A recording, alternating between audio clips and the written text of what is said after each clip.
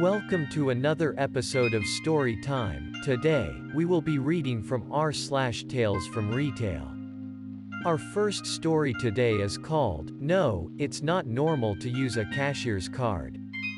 So this is going to be a short one. I work as a cashier at a large pharmacy chain. We have a pretty simple rewards card that a lot of people have. For context, employees normally have two different cards. At least, I do. I have one from before I worked here, and one that's my employee discount card. We're not supposed to ring people up with our card, because that looks like we're checking ourselves out, but if someone just can't remember their phone number, we're allowed to use our non-benefits card to give them the discount on something. Emphasis on not supposed to. We do it just on a trusting basis. So I'm ringing up these three girls. I don't know if they were sisters, but when I asked one of them for a card, she said, "Oh, my mom told me that she always asks the cashier for their card, so can you use yours?"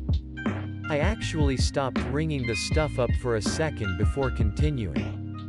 I didn't say as much as I wanted to, but because I honestly felt bad for them, I used my non-benefits card while telling them that their mom's practice is really bad, both for the cashier and her. It could possibly land the cashier in trouble if they do it often enough, and it's just lazy on her part not to spend a few minutes signing up for her own. They went on and I haven't had anyone else ask that. I genuinely am still wondering to this day whether they were lying about their mom always doing it, or if the mom was lying to them. Or maybe they were all telling the truth, and that would be insane. Our second story today is called, Not the Greatest Time First Time Posting, and I watch a lot of these online and find them interesting, so I thought I'd give it a shot.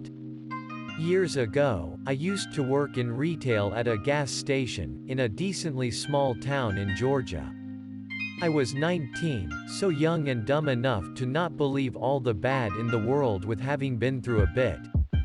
I got the job due to the company being soft on former or retired military. I had served about a year to a year and a half of active duty with the Navy until I was medically separated.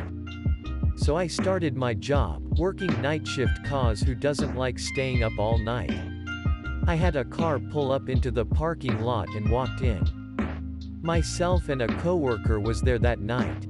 She was a sweet girl, huge heart, and didn't deal with confrontation very well, and these people were out for blood apparently.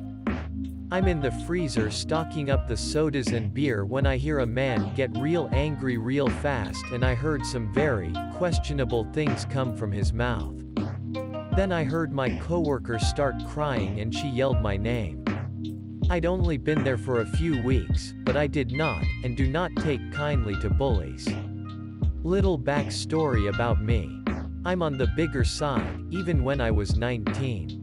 6'5", 250 pounds, fresh out the military, plus severe sleeping problems due to having to change NY schedule to nights instead of 0430 every day, 4:30 a.m. for those who don't know military time. I come out of the freezer to find this guy hanging basically halfway over the counter, and he went to reach for my coworker. I simply told myself to hell with my job and stopped him. I didn't hit him, or anything, just grabbed his arm and pushed him away. Once he realized she wasn't alone, him and his wife, girlfriend, sister, whoever she was left. Isn't all glamorous or anything of a story, but finally found somewhere to tell some crazy stuff from my customer service days which, to this day, 6 years later, I still hate, and will never work in again.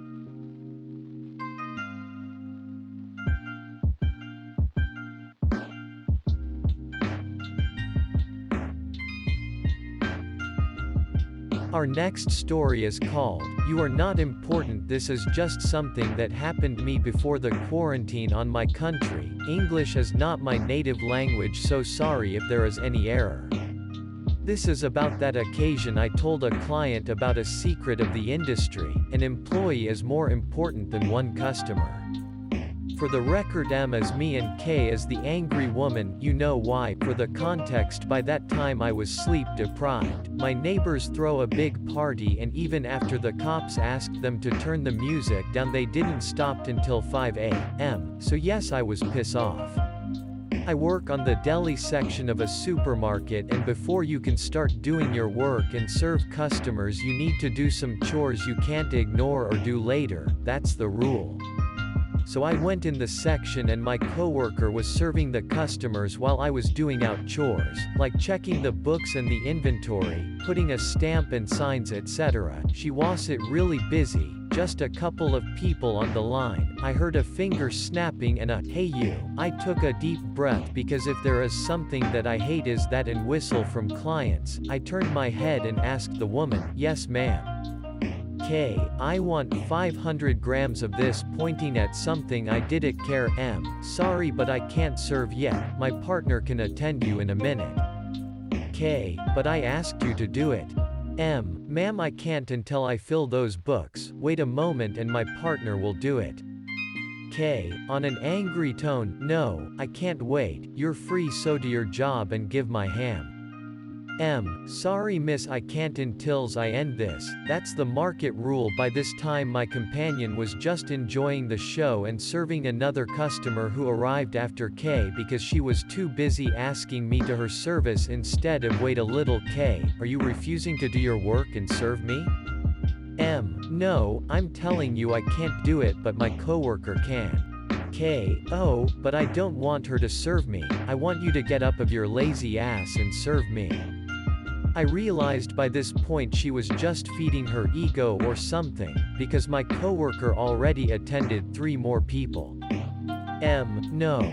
K, excuse me. M, I need to do this paperwork before or I'm gonna be on trouble." "K, if you dare to refuse to serve, I'm gonna get you in trouble." "M, okay, now you can get in the line and wait because I'm refusing serve you." "K, that's it, call the manager." "M, okay, I took TTHE radio and talked. Manager, we have a client who want to speak with you." K put a ugly smile on her face and told me, "I'm gonna see you get fired after this. Maybe next time you're going to think again before disrespect a customer."